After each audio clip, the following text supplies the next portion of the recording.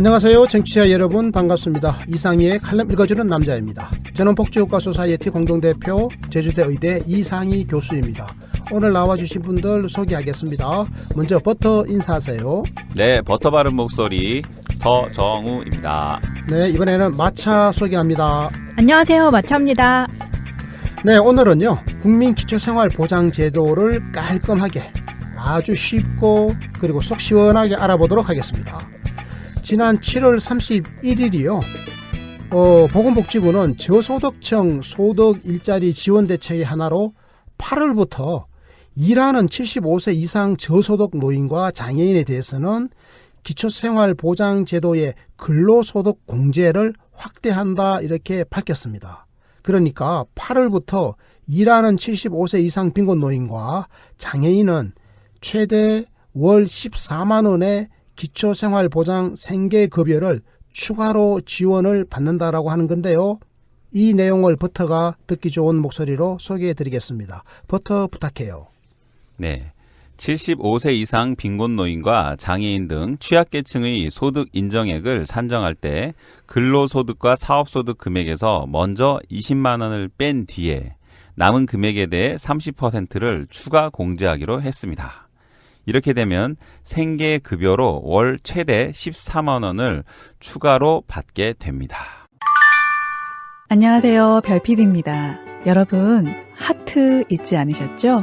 네, 지금 바로 꾹 눌러주세요. 감사합니다. 네, 고맙습니다. 잘 읽어주셨는데요. 75세 이상 빈곤 노인과 장애인 등 취약계층의 소득 인정액을 산정할 때, 이런 소득 인정액을 산정할 때 기존의 근로소득이나 사업소득에서 먼저 20만 원을 뺀 뒤에 남은 금액에 대해서 30%를 추가 공제하기로 했다 이런 내용입니다. 이게 도대체 무슨 이야기인지, 그러니까 이 말을 제대로 이해하려면 지난 7월까지는 어떻게 해왔는지 이것을 알면 될 것 같은데요. 마차 어떻습니까? 네, 제가 좀 설명해 보겠습니다. 지난 7월까지는 근로소득이 있는 65세 이상 노인과 장애인의 경우 근로사업소득에서 30%를 제외하고 소득 인정액을 계산한 뒤에 생계급여를 지원했습니다. 그러니까 정부가 국민기초생활보장제도의 생계급여를 지급하는 방식에서 일을 하시는 75세 이상의 빈곤 노인 그리고 빈곤 장애인에게 특별하게 혜택을 좀 더 주겠다는 건데요. 이 내용을 제대로 이해하려면 국민기초생활보장제도를 확실하게 먼저 이해하는 게 좋을 것 같습니다. 네, 제가 좀 설명해 드릴게요. 국민기초생활보장법, 이 법률이 있는데요. 법률 제1조 목적을 보면요. 이 법은 생활이 어려운 사람에게 필요한 급여를 실시하여 이들의 최저 생활을 보장하고 자활을 돕는 것을 목적으로 한다 이렇게 되어 있습니다. 바로 이 국민기초생활보장법은요. 1999년 9월 제정되었습니다. 그리고 그 다음 해 2000년 10월 1일부터 시행된 제도인데요. 그러니까 이 국민기초생활보장제도라고 하는 것은 정말 획기적인 제도입니다. 이 제도 만들 때 대표님도 상당 부분 관여돼 있지 않으셨나요? 맞습니다. 저도 힘을 많이 보탰습니다. 이 법이 만들어지기 이전에는요. 생활보호법에 따라서 생활보호제도가 운영됐는데요. 네. 과거 역대 정부의 생활보호제도라고 하는 것은 가장 가난한 사람들을 국가가 구휼하면서 시혜를 베푼다라고 하는 시혜적 복지였습니다. 그런데 국민기초생활보장제도가 실시되면서 이게 일종의 국민의 권리가 된 겁니다. 모든 국민은 가장 기초적인 생계를 국가로부터 보장받을 권리를 가진다 이렇게 된 거죠. 그러니까 시혜가 아니라 권리, 이렇게 시혜적 복지가 권리적 복지로 개념이 전환된 것이 바로 2000년입니다. 2000년 10월 1일부터 시행된 국민기초생활보장제도다 이렇게 말씀드릴 수 있겠고요. 그런데 이 제도가 크게 성격이 바뀌게 됩니다. 맞춤형 급여 체계로 개편이 되게 되는데요. 법률이 개정을 하는데 2014년 12월 30일 국민기초생활보장법이 개정이 됩니다. 그래서 이 법이 2015년 7월 1일부터 시행됐거든요. 이 법이 바로 박근혜 정부 때 시행된 지금의 맞춤형 급여 체계입니다. 말이 좀 어렵죠. 네, 어렵습니다. 그러니까 원래 이게 국민기초생활보장법에서는 통합급여 체계입니다. 통합급여라고 하는 것은 무슨 말인가 하면 국민기초생활보장법에서 보장해주고 있는 이 급여의 종류가 여러 개가 있거든요. 네. 뭐 의료도 보장해주고 생계도 보장해주고 교육보장, 주거보장, 이게 장제비도 주고 뭐 여러 가지 보장해주는 게 있는데 이런 것들을 통합적으로 해준다. 그러니까 한번 수급자가 되면 이런 것들을 다 누릴 수가 있는 거예요. 이게 바로 통합급여였는데 이게 2015년 7월 1일부터 맞춤형 급여, 그러니까 개별적인 급여로 바뀌게 되는 겁니다. 어떤 사람은 생계급여만 받고 어떤 사람은 의료급여만 받을 수도 있는 거예요. 이 모든 종류의 급여를 다 받는 게 아니라 필요한 급여만 골라서 받게 되는 거죠. 이렇게 되면 이제 재정을 좀 아껴가지고 네. 더 많은 사람들에게 혜택을 줄 수 있지 않겠습니까? 이제 이게 바로 맞춤형 급여 체계인데 이게 박근혜 정부 당시 2015년 7월 1일부터 시행이 됐습니다. 자, 가장 중요한 것이 뭐겠습니까? 국민기초생활보장법에서 수급자를 선정하는 거 아니겠습니까? 자, 그러면 누구라도 이렇게 수급자가 되면 혜택을 받는데 네. 또 혜택을 받으려면 수급자가 당연히 돼야 되지 않겠습니까? 마차? 네. 그러면 누구를 수급자로 선정했으면 좋겠습니까? 마차 생각에는. 돈이 있는 사람을 선정해버릴까요? 아니, 정말 살기 힘든 분들을 선정을 해야겠죠. 그렇죠. 정말 살기 힘들다라고 하는 것은 어떻게 알아요? 정말 이 사람- 살기 없는지. 이 사람의 소득 수준. 그렇습니다. 바로 소득이죠. 네. 소득을 보면 되는 겁니다. 그런데 어떤 사람은요, 어떤 할아버지는 소득은 별로 없어요. 뭐 한 달에 한 10만 원 정도 소득이 그거밖에 없는데 재산이 한 50억이 있어요. 그럼 이 사람은 저 수급자가 돼야 됩니까? 되지 말아야 됩니까? 되지 말아야 되죠. 그러니까 소득과 재산을 같이 봐야 네. 되겠죠. 네, 그럼요. 소득과 재산을 함께 고려하는 것을 우리가 소득 인정이라고 합니다. 그래서 소득 인정액, 소득 인정 금액이죠. 네. 소득으로 인정되는 금액이 얼마인지. 그러니까 소득 더하기 재산의 소득 환산. 재산을 소득으로 환산하는 방법이 있습니다. 공식이 있어요. 네. 그래서 재산이 만약 10억이 있다. 그럼 이 10억이 이제 공시지가로 따지면 뭐 한 5억 되지 않겠습니까? 네. 그럼 공시지가 5억은 이거 월 소득으로 환산하면 얼마인지, 한 달에 얼마 버는 걸로 간주되는지 이런 공식이 있거든요. 그렇게 해서 걸러낼 수 있는 사람은 최대한 걸러내야겠죠. 정말 힘드신 분들만 선별해야 되니까요. 그렇습니다. 이렇게 해가지고 소득 인정액을 따져보니까 이 할아버지는 너무 가난해요. 네. 그리고 이 장애인은 너무 가난해요. 그리고 이렇게 혼자 사는 취약계층에 계신 분은 너무 가난해요.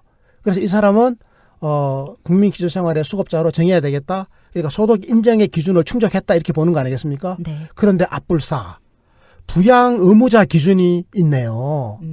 부양 의무자 기준을 갖다 대보니까 이 할아버지는요 딸이 하나 있어요. 근데 딸이 꽤 살만해요.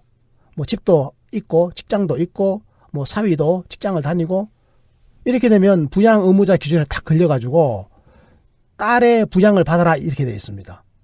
국가가 못 도와주겠다 이거죠. 자, 그러면 어떻게 해야 되느냐? 어떻게 해야 되겠습니까? 딸의 도움을 받으면 되잖아요. 그런데 이게 또 다 케이스 바이 케이스라고 해야 되나요? 그런 사연들이 많은 집들이 되게 많아서 예를 들면 어떤 사연?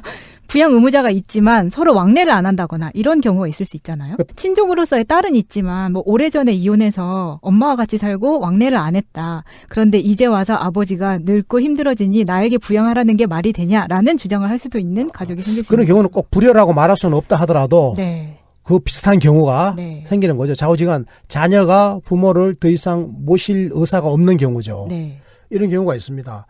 자, 그래서 우리가 그 소득 인정의 기준과 부양 의무자 기준 이 두 가지를 동시에 충족해야 수급자로 선정된다라고 하는 사실 알았죠? 네. 자, 그러면 소득 인정의 기준이라고 하는 것은 그럼 어떻게 정하는 거냐? 내가 예를 들어서 한 달에 10만 원을 벌고 재산으로 만약에 1억 원이 있다. 그럼 1억 원을 갖다가 이거를 소득으로 환산한다고 그랬잖아요. 네. 그래서 합쳐보니까 만약에 내가 한 달에 일정 금액을 벌더라 금액이 나올 거 아니겠습니까? 네. 그럼 이 금액이면 내가 기초생활 수급자가 될 수 있는지 어떻게 아느냐? 이거 정하는 기준이 있습니다. 제가 아까 통합급여라고 그랬습니까? 개별급여라고 그랬습니까? 개별급여라고 그랬잖아요. 네. 박근혜 정부 때부터 개별 항목별로 급여를 준다 그랬잖아요. 맞춤형. 맞춤형으로. 네. 자, 그래서 생계급여 같은 경우에는요. 생계급여는요. 한 달에 50만 원 주는 겁니다. 생계비로. 기초생계비로 50만 원을 다달이 통장에다가 찍어주는데요. 정부가. 그럼 이 생계급여를 받으려면 얼마만큼 가난해야 되는지 하면 이게 중위소득자 소득의 30% 이하라야 됩니다. 버터. 중위소득자 소득의 30% 이하면 얼마나 가난한지 짐작이 갑니까? 엄청 가난한 것 같은데요. 그러면 중위소득자가 누군지를 알아야 되잖아요. 네. 이 중위소득자가 누군지는 정부가 매년 공시를 합니다. 중위소득자는 이런 개념이거든요. 소득이 제일 많은 사람부터 제일 적은 사람까지 줄을 쫙 쫙 세우는 거죠. 세워놨을 때 딱 가운데 있는 사람 있죠. 이 사람을 우리가 중위소득자라고 그래요. 네. 마차 이해 갑니까? 네. 요 중위소득자를 딱 뽑아내가지고 당신 한 달에 얼마 벌어요? 이렇게 물어보는 겁니다. 네. 그러면 정부가 그건 알잖아요. 네. 정부가 중위소득자 소득은 이렇습니다라고 딱 명시를 해요.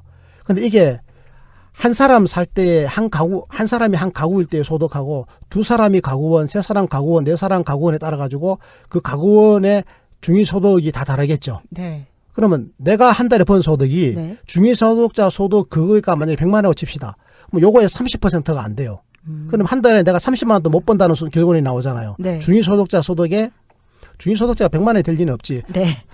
한 명이 살더라도 중위소득자 같으면 뭐 대체적으로 한 200만 원 더 될 겁니다. 한 200만 원이라고 칩시다. 네. 중위소득이 만 200만 원이라고 치면 200만 원에 30%면 얼마입니까? 60만 그러면 원. 한 60만 원 좀 되겠죠. 6, 70만 원. 네. 그럼 내가 한 달에 6, 70만 원도 못 못 버는 버는. 사람이다. 네. 예를 들면 이런 결론이 나오는 겁니다.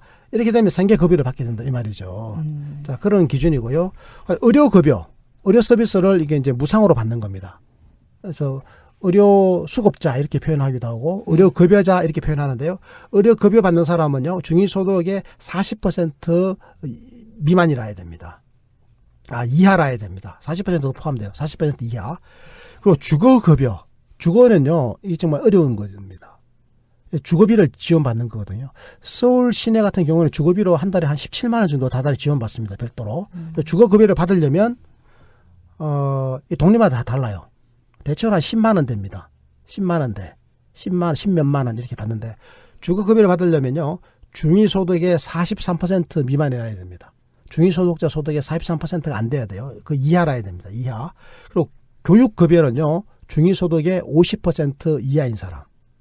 중위소득이 200만 원이면 100만 원 못 벌면 교육급여를 받을 수 있는 겁니다. 자, 그러면 이제 소득 인정의 기준은 이해가 다 가셨죠? 네. 그런데 이걸 다 받을 수는 없는 거죠. 다 받게 되는 거죠. 아. 다 받게 되는 겁니다. 그러니까 지금 각각 다 명시해놨지 않습니까? 네. 그러니까 생계급여를 받는 사람이면 네. 의료급여도 받을 수 있고 주거급여도 받고 교육급여도 받고 다 받는 거죠. 아. 소득 기준으로는 다 해당되니까. 그렇네요. 예를 들어가지고 교육급여를 받는 사람이다. 네. 그런데 이 사람이 소득이 중위소득의 45%다. 그러면 생계급여나 의료급여나 주거급여는 해당이 안 되죠. 네. 왜냐하니까 이 사람은 중위소득의 45%에 해당되는 소득이 있기 때문에 오로지 교육급여만 해당되잖아요. 네. 이런 경우입니다.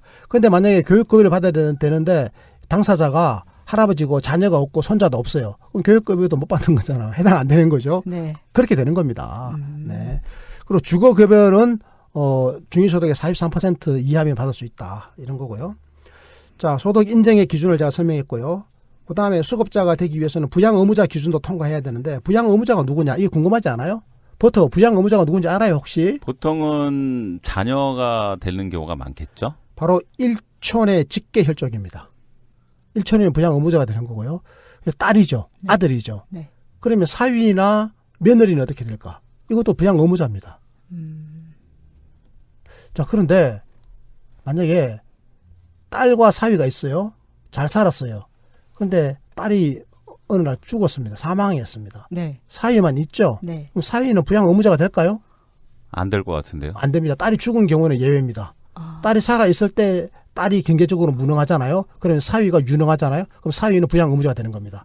이해하셨습니까? 네. 네. 딸은 보통 이제 살림을 하니까 많은 경우에 그랬죠. 지금까지는 딸들이 이제 살림하는 경우가 많잖아요. 전업주부로서 네. 소득이 없죠. 그렇게 되면 그러면 나는 소득 없어요. 이게 말이 안 되는 게 사위하고 생계를 같이 하잖아요. 네. 그 사위가 돈을 많이 벌어오면 그냥 그 가구는 소득이 많은 겁니다. 그렇게 되면 딸의 아빠 혹은 딸의 엄마가 아주 가난하게 살면 그러면 이분을 부양할 의무가 있는 겁니다. 그럼 부양 의무가 이쪽에 있기 때문에 국민기초생활보장제도가 이 할아버지를 도와준다 안 도와준다? 못 도와준다. 못 도와준다. 부양 의무자 기준 때문에. 네. 그런데 이 부양 의무자 기준이 있는데 그 딸이 아빠 보기 싫다고 안 보는 경우가 있잖아요. 네. 아니면 뭐 난 못 도와주겠다라고 이렇게 이야기하는 경우가 있습니다. 네. 그리고 서로 왕래도 없어요. 네. 이런 경우에는 그 할아버지는 억울하죠. 네. 자기를 안 도와주는 딸과 사위 때문에 그리고 자기는 국가로부터 돈도 못 받는 거야. 그런 사이를 또 증빙하기도 힘들잖아요. 그러니까요. 그래서 못 받는 경우가 많습니다. 아, 그러면 아예 못 받는 거예요? 아예 못 받는 거죠. 아, 그렇게 해가지고 정부가 이 기준을 완화를 하려고 그러는데, 그러니까 부양 의무자 기준을 완화하라고 하는 게 시민사회단체의 요구사항입니다. 근데 정부는 이걸 완화하고 싶어 해요. 네. 근데 이걸 완화하면 돈이 너무 많이 들어가요. 또 부정수급도 발생할 수 있고 하니까. 부정수급이 엄청 많이 발생하죠. 이제 그렇게 되면 이제 외형상 네. 이제 부모하고 인연 끊는 딸들이 너무 많이 생겨날 수도 있고요. 위장 이혼이 아니라 위장 인연 끊음. 네. 그러니까 이 정부도 이런 부작용을 또 우려를 하는 건데요. 네. 이제 그런데 실체적으로 왕래가 없다라고 하는 게 객관적인 사실이면 네. 이건 도와줘야 되잖아요. 근데 그 객관적인 사실 객관적인 어떻게 사실을 어떻게 증명하냐. 그러니까요. 그게 그게 어려운 문제네. 거죠. 그리고 또 하나는요. 이런 경우가 있습니다. 딸이나 아들이 네. 저거 살림살이도 너무 어려워요. 적어도 가난해요. 네.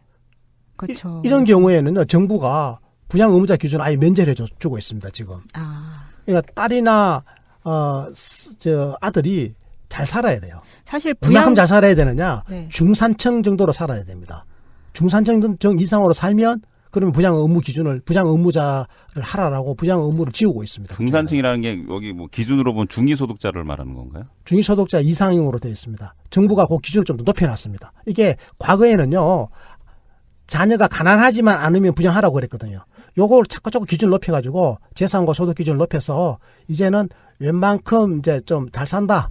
그래 중상층의 삶을 산다. 그쯤 되는 경우만 부모로 부양할 의무를 지어놨습니다. 사실 그러면 부양 의무자도 소득과 재산을 따질 수밖에 없겠네요. 부양 의무자의 것. 그러니까 아들이나 딸 네. 일촌 네. 당연히 따집니다. 지금 따지고 있습니다. 지금 따져가지고 자녀가 부모로 부양하기에는 경제적으로 능력이 좀 모자라는구나 이렇게 인정되면 그러면 정부가 이 어르신 가난한 어르신을 국민기초생활의 수급자로 받아들입니다. 네. 네. 네, 국민기초생활보장제도는 가장 가난한 사람들을 선별해서 기초생계에 도움을 주는 공공부조인데요.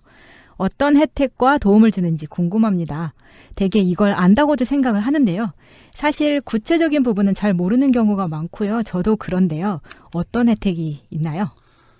제가 알기로는 국민기초생활보장제도는 선별적 복지고 정부의 공공부조인데요. 여기서 정부가 주는 혜택을 급여라고 부릅니다. 좀 어려운 말을 쓰는데 월급도 아닌데 급여라고 해서 저도 처음에는 좀 생소했는데요. 어쨌든 제가 대표님과 팟캐스트를 오랫동안 함께 진행하면서 이해하기로는 급여가 이쪽에서 쓰는 법정 용어인 게 확실합니다. 네, 맞습니다. 급여 맞고요. 국민기초생활보장제도에는 방금 버터가 이야기한 급여가 7가지가 있습니다. 제가 아까 생계급여, 의료급여, 주거급여 이런 거 이야기했죠. 네. 네. 자, 구체적으로 7가지를 제가 한번 열거해 볼게요. 생계급여 첫 번째. 자, 마차가 이제 복창합니다. 네. 첫 번째 생계급여. 네. 중위소득 30%에서 소득 인정액을 차감한 후에 지원하는 보충급여입니다. 네, 그렇습니다. 중위소득의 30% 이하인 사람만 받을 수 있는 거고요. 한 달에 50만 원 받습니다. 생계비. 그리고 생계급여를 받는 사람은 정말 가난한 사람입니다. 우리나라에서는 중위소득자의 소득이 높아야 안 높아요. 딱 가운데 있는 사람이 부자예요, 가난한 사람이에요. 가난한 사람이죠. 정말 가난합니다. 네. 딱 가운데 있는 사람 뽑아가지고 호소미를 한번 틀어보세요. 돈 많이 안 나와요. 근데 그 사람 그 소득의 30%가 안 된다라고 하는 것은 정말 가난합니다. 네. 이 사람은 생계급여가 되고요. 자, 두 번째 국민기초생활보장제도의 급여 바로 의료급여입니다. 네. 질병이나 부상 등에 대해 의료 서비스, 진찰, 치료 등을 제공하는 겁니다. 그렇습니다. 무상의료를 국가와 지자체가 제공해 주는 겁니다. 이게 바로 의료급여고요. 무상의료입니다. 자, 세 번째 국민기초생활보장제도의 급여 바로 주거급여입니다. 네. 임차 가구의 임차료, 그리고 자가 가구의 주택 개량을 지원하는 겁니다. 네, 그렇습니다. 이 주거급여는요, 보건복지부가 관할을 하는 게 아닙니다. 이것은 국토부가 관할하고 있습니다. 국토부 소관 사업이죠. 네. 그러니까 아까 제가 말씀드렸던 생계급여, 의료급여 이것은요 보건복지부 관할 사업입니다. 그런데 주거급여 이 제공하는 것은 국토부가 제공하고 있다 말씀드렸고요. 자, 네 번째 국민기초생활보장제도의 급여 바로 교육급여입니다. 네. 학생 수급자의 입학, 수업료, 학용품비 등을 지원합니다. 이것은요, 교육부가 주관하는 사업입니다. 교육부의 소관 사업이죠. 교육급여였고요. 그리고 다섯 번째, 여섯 번째가 바로 해산급여하고 장제급여입니다. 네. 출산 시 1인당 60만 원, 그리고 사망 시 1인당 75만 원을 지급합니다. 네, 그러니까 가난하신 분들입니다. 가난하신 분들이죠. 국민기초생활수급자들이 출산했을 때 아이 출산 한 명당 60만 원을 지급합니다. 정부가 지급하는 거죠. 보건복지부가 지급합니다. 그리고 장제비, 가난하신 분이 돌아가셨을 때 이 장례를 치르라고 장제비를 75만 원 지급하고 있습니다. 그러니까 가난하신 기초생활수급자들은 돌아가시게 되면 장제비 지급받을 수 있다. 75만 원이다. 이 사실도 좀 참고로 알고 계시면 좋겠습니다. 그 다음에 일곱 번째 마지막이요. 바로 자활급여입니다. 근로능력이 있는 저소득층이 자활할 수 있도록 지원하는 겁니다. 이 자활에 대해서는 황천호 울진 자활센터 소장님과 저희들이 방송을 한번 한 적이 있는데요. 네. 버터 기억나죠? 예, 그분이 출연한 건 확실히 기억납니다. 네, 그분이 출연을 했는데 왜 출연했는가 하면 바로 이 자활 프로그램을 소개하기 위해서였습니다. 네. 버터가 많이 까먹은 모양인데요.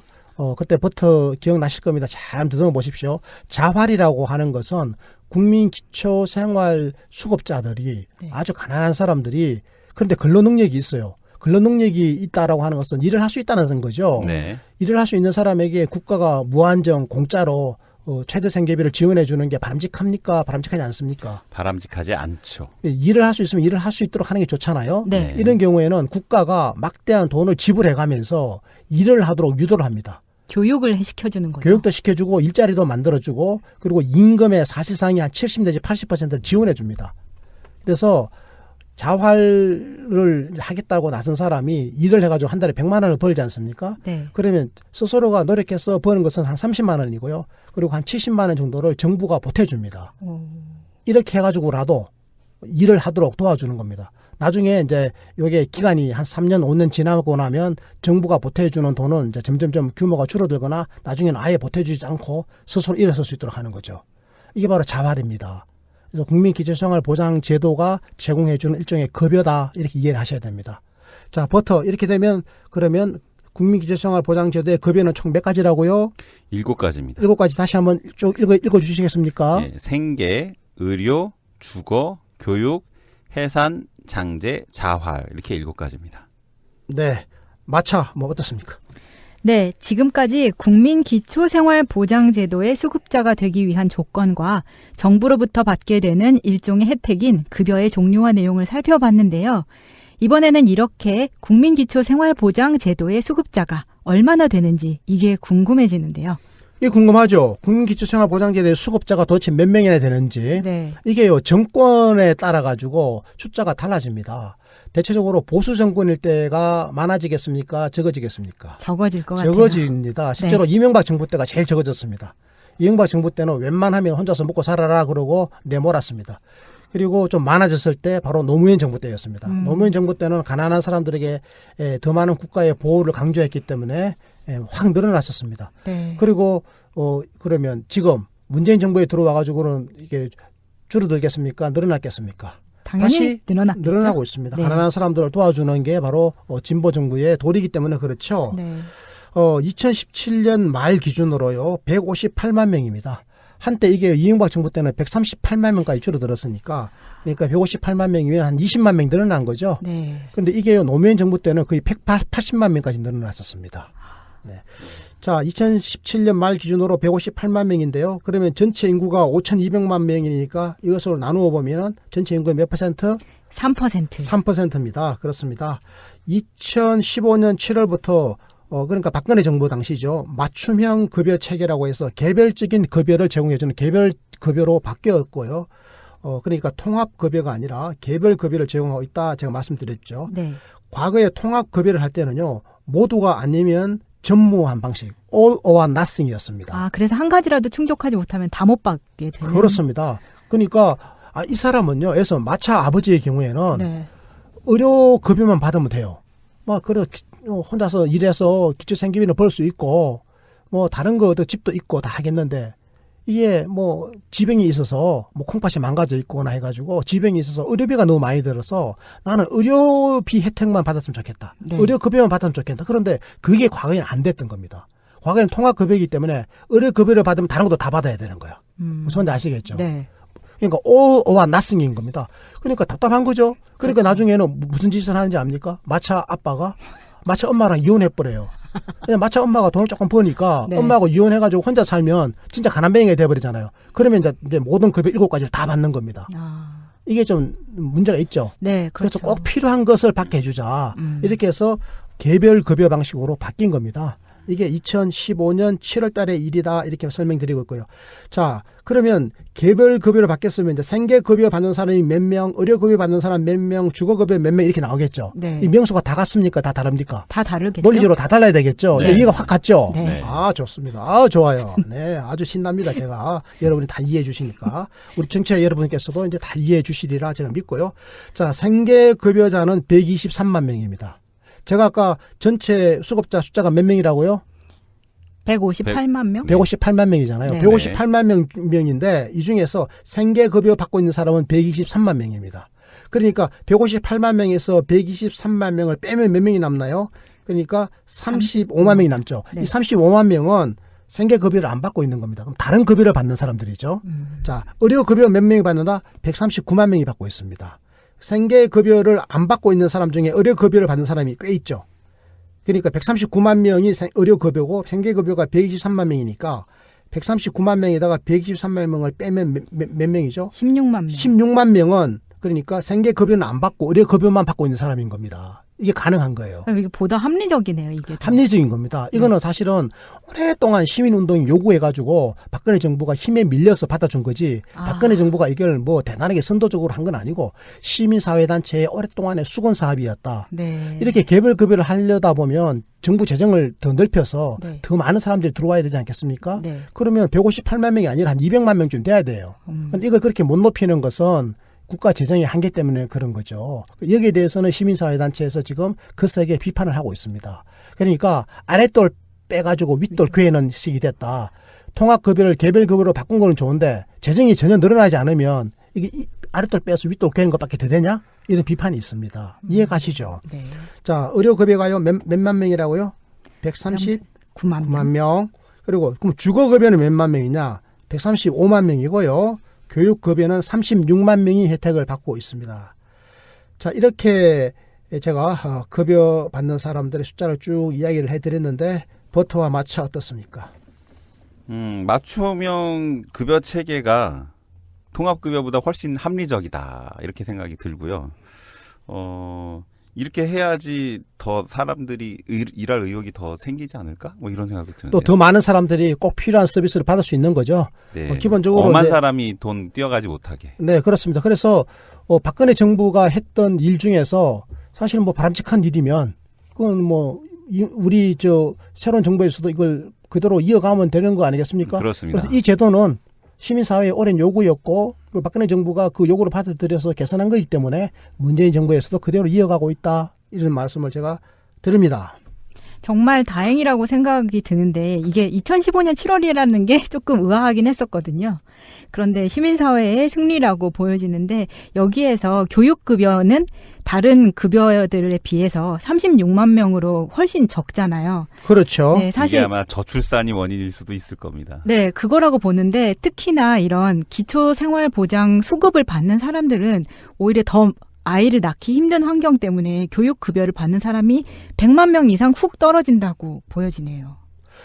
이 주로 급여 대상자들이요. 네. 할아버지 할머니들이라든지 장애인이라든지 이런 분이 많아서 이런 분들은 이렇게 학교 다니는 아이들이 잘 없죠. 대부분은. 네. 그래서 그렇습니다. 자, 그리고요. 자, 버터 어떻습니까? 뭐 궁금한 건 없을까요? 예, 여기 질문 하나 하고 싶은데요. 네.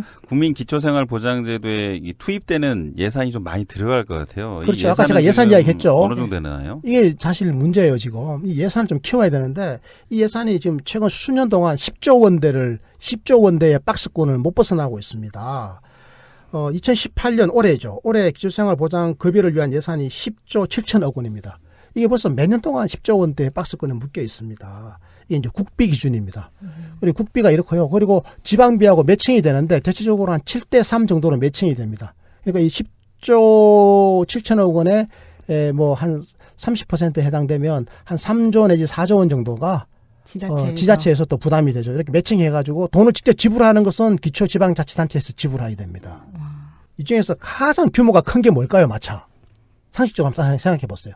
아프신들이 많아서 의료? 그렇습니다. 의료급여가요, 돈이 많이 들어갑니다. 네. 사실, 의료급여 수급권자가 139만 명 아니겠습니까? 이 제일 많아요, 사실은. 생계급여가 123만 명, 주거급여가 135만 명인데, 의료급여는 139만 명이에요. 사실 숫자도 제일 많고요. 여기에 무려 5조 4천억 원이 들어갑니다. 가장 엄청 많은 들어가죠. 예산이 들어가네요. 10조 7천억 원 중에 5조 4천억이면 딱 절반 아닙니까? 네. 그러니까요. 국민기초생활보장 예산의 딱 절반이 의료급여에 들어가는 겁니다. 사실 이럴 수밖에 없는 게 몸이 아프신 분들이 소득이 적을 수밖에 없고 이래서 나라가 도와주는 시스템이니까 당연히 의료 서비스에 가장 많은 돈을 지출할 수밖에 없겠죠. 네, 그렇습니다. 그리고 두 번째로 큰 지출 분야 무슨 급여일까요? 생계급여입니다. 생계급여가요 3조 7천 원이 들어갑니다. 그리고 주거급여에도 꽤 돈이 많이 들어갑니다. 1조 1천억 원인데요. 이 주거급여 1조 1천억 원은 1조 원 넘는 이 돈은 어디서 나왔느냐? 보건복지부에서 나온 돈이 아니고 어디서 나온 돈이라고요? 국토부. 국토부에서 나온 돈입니다. 국토부에서 주거급여하라고 1조 1천억 원을 내놓고 있고요. 교육부에서 교육급여 1,300억 원이 나오고 있습니다. 그리고 해산이나 장제비에도 매년 한 200억 정도 들어가고 있습니다. 이것도 알고 계시고요. 그리고 자활사업 하는데 한 3,200억 원 정도가 들어가고 있습니다. 자, 제가 한번 다시 한번 정리해 볼게요. 국민기초생활보장 2018년도 급여 예산 10조 7천억 원입니다. 국비 기준으로요. 여기에 이제 지방비가 한 30% 정도 매칭이 된다고 제가 설명드렸고요. 그러면 이제 그만큼 더 늘어나는 거죠. 그럼 전체적으로 아마 한 13조 원 정도 규모가 될 것 같습니다. 의료급여에 5조 4천억 원이 들어가고요. 절반이죠. 그리고 생계급여에 3조 7천억 원, 주거급여에 1조 1천억 원, 그리고 교육급여에 1,300억 원, 자활에 3,200억 원이 들어갑니다. 그리고 해산과 장제비에 연간 200억 원 정도가 들어간다. 이렇게 말씀드렸습니다. 네, 이제 다시 본론으로 돌아가 보는 게 좋겠습니다. 네. 그러니까 올해 8월부터 정부가 국민기초생활보장제도의 생계급여를 지급하는 방식에서 일을 하시는 75세 이상의 빈곤 노인과 빈곤 장애인에게 특별하게 혜택을 더 주겠다는 건데요. 구체적으로 얼마나 혜택을 더 주게 되는 건가요? 네, 이제 정리를 해보죠. 기초생활보장 생계급여 금액은 이게 말이죠. 2018년 기준으로 이 생계급여가요. 1인 가구일 경우에는 50만 원입니다. 네. 제가 설명드렸죠. 1인 네. 가구에 50만 원 지원해주고 있다. 그럼 여기에서 소득 인정액을 빼는 방식으로 산출하게 됩니다. 네. 생계급여 50만 원인데요. 어떤 할아버지가 만약에 한 달에 10만 원을 벌고 계신다. 그러면 소득 인정액이 10만 원이에요. 네. 이 할아버지 재산은 거의 없습니다. 그러면 한 달에 버는 한 달에 버는 10만 원이 바로 소득 인정액이 되는 거니까 50만 원 빼기 10만 원. 그러면 40만 원을 지자체로부터 기초생활 수급비, 그러니까 생계급여로 받는 겁니다. 네. 이런 방식이거든요. 자, 예를 제가 한번 구체적으로 한번 들어볼게요. 월 근로소득이 40만 원인 75세 이상 일하는 노인의 경우에는 종전에는 말이죠. 30%를 공제를 했습니다. 그러니까 40만 원에 30%면 얼마입니까? 12만 원이죠. 그러니까 12만 원을 이제 공제를 받은 겁니다. 그러니까 그러니까요. 50만 원 아니죠. 40만 원에다가 12만 원을 빼면 얼마 남죠? 28만 원이잖아요. 네. 그러니까 28만 원이 이제 근로소득인 겁니다. 그죠? 그럼 28만 원 근로소득이 있습니다. 여기 바로 소득 인정액이잖아요. 그럼 28만 원은 못 받는 겁니다. 그럼 50만 원 빼기 28만 원 이렇게 되는 거죠. 그러면 얼마를 받죠? 22만 원. 이렇게 받았거든요. 하지만 올해 8월부터는 이게 달라진다는 겁니다. 어떻게 하는가 하면요. 아예 40만 원 한 달에 벌어왔는데 이 할아버지 연세는 75세가 넘었습니다. 78세쯤 됐다고 칩시다. 그럼 40만 원 벌어왔어요. 40만 원에다가 아예 20만 원을 먼저 뺍니다. 그럼 40만 원 빼기 20만 원 하면 얼마가 되죠? 20만 원 나옵니다. 그럼 요 20만 원에서 30%를 공제를 해주는 겁니다. 근로소득 공제를 하는 거죠. 그러면 20만 원에 30%면 얼마죠? 6만 원이죠. 6만 원이잖아요. 그럼 20만 원에다가 6만 원을 공제했으니까 6만 원을 빼버리게 되면 실제 소득은 얼마가 되는 거죠? 소득 인정액이 14만 원. 14만 원이 소득 인정액이 되는 겁니다. 그러면 이제 생계급여액은 50만 원 빼기 14만 원 이렇게 되는 거죠. 네. 그러면 50만 원 빼기 14만 원이면 얼마죠? 36만 원이 되는 겁니다. 네.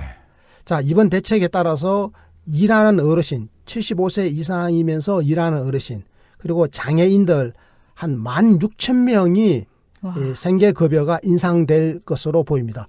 제가 아까 생계급여 받는 사람이 몇 명이라고 그랬습니까? 우리나라에? 158만 명. 아니죠. 158만 명 기초생활 수급자였고 이 중에서 생계급여만 받는 사람이 제가 몇 명이냐고 아까 말씀드렸지 않습니까? 생계급여만 받는 사람 몇 명이었죠? 123만 명. 123만 명이지 않습니까? 네. 맞죠? 자, 123만 명이 지금 생계급여를 받고 있습니다. 생계급여는 1인 가구를 기준으로 한 달에 얼마 받는다고요? 50만 원 받습니다.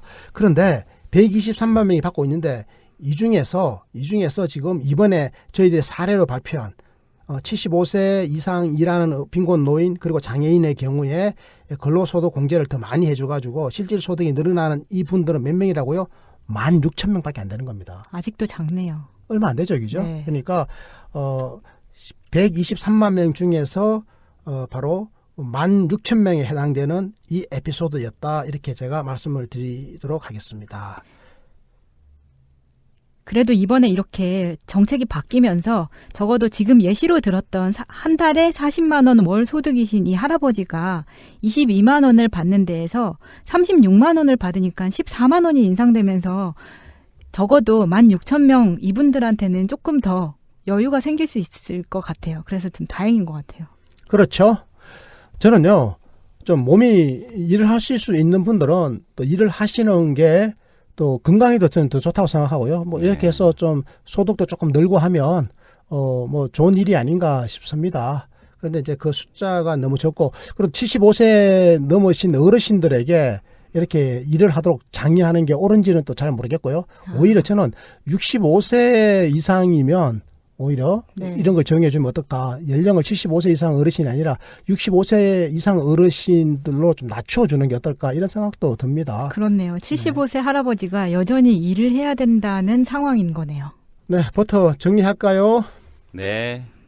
마지막으로 제가 청취자 여러분들께 팁을 하나 말씀드리겠는데요. 근로소득 공제 등 지금 저희가 다룬 이것에 대한 문의는 보건복지상담센터가 있습니다. 국번 없이 129 여기에 전화해서 문의하시면 되겠습니다. 네, 존경하는 이칼럼 청취자 여러분, 오늘 저희 방송 어떠셨습니까? 지금 우리나라에서 생계급여를 받고 계신 분 약 123만 명입니다. 이분들 중에 최소한 노동력이 있고 그리고 스스로 일을 하고 싶어 하시고 또 소득을 조금이라도 더 늘려보시려는 동기를 가지신 분들이 들어 계실 겁니다. 저는 이분들에게 어떤 종류의 인센티브를 주어서 근로를 하시도록 유인하는 것은 건강한 노후를 위해서라도 좋은 일이라고 생각합니다. 문재인 정부의 이번 대책에 따라서 일하는 어르신들과 장애인들 약 16,000명 정도가 생계급여가 인상될 것으로 보이는데요. 저는 더 많은 분들에게 이런 기회가 주어지는 게 올바른 일이라고 생각합니다. 우리 사회에서 가장 취약한 분들도 건강하고 보다 행복한 나라, 바로 보편주의 인권국가 아니겠습니까? 이게 역동적 복지국가입니다. 그곳으로 가는 길에서 저희는 늘 여러분과 함께 하겠습니다. 이것으로 오늘 저희 방송 마칩니다. 지인들에게 정치 많이 권해주시고요. 함께 해주셔서 고맙습니다. 감사합니다. 감사합니다. 국민이 행복한 나라, 역동적 복지국가의 시각으로 세상을 바라보는 이상희의 칼럼 읽어주는 남자. 복지국가 실현의 그날까지 늘 최선을 다하겠습니다. 구독하기, 좋아요, 다운로드 부탁드립니다. 고맙습니다. 고맙습니다.